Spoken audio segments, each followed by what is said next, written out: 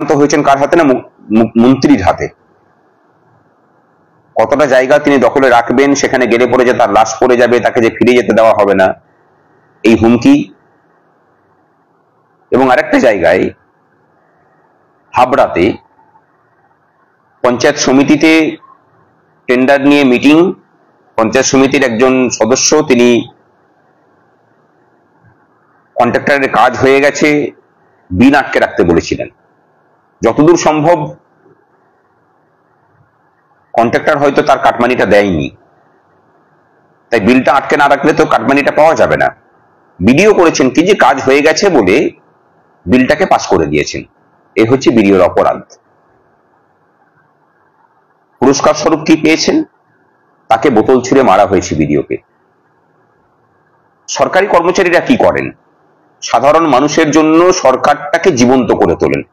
সরকার বলে তো কোনো কিছু অস্তিত্ব থাকে না, সরকারি কর্মচারীরাই সরকারটাকে জীবন্ত করে মানুষের কাছে নিয়ে যান।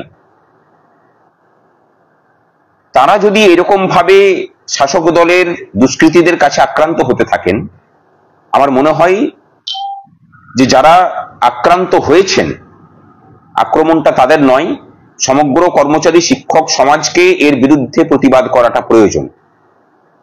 আমি অনুরোধ করছি, আপনারা সকলে ভাবুন কিভাবে প্রতিবাদ করা যায়।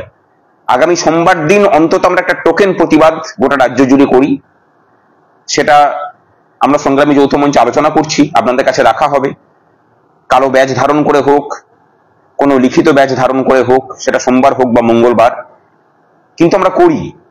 সরকারের অন্তত এই বিষয়টাতে অবগত হওয়া প্রয়োজন যে সরকারি কর্মচারীরা সব টার্গেট নন, প্রয়োজন হলে তারা ফিরিয়ে দিতে পারেন। আর এই অখিলগিরি বলুন বা এই যে মহামতি কাটমানিখোর তৃণমূলী নেতা, এদের সকলকেই ক্ষমা চাইতে হবে। ক্ষমা যদি না চান, তাহলে ভবিষ্যতে আরো বড় আন্দোলনের জন্য যেন তারা প্রস্তুত থাকেন।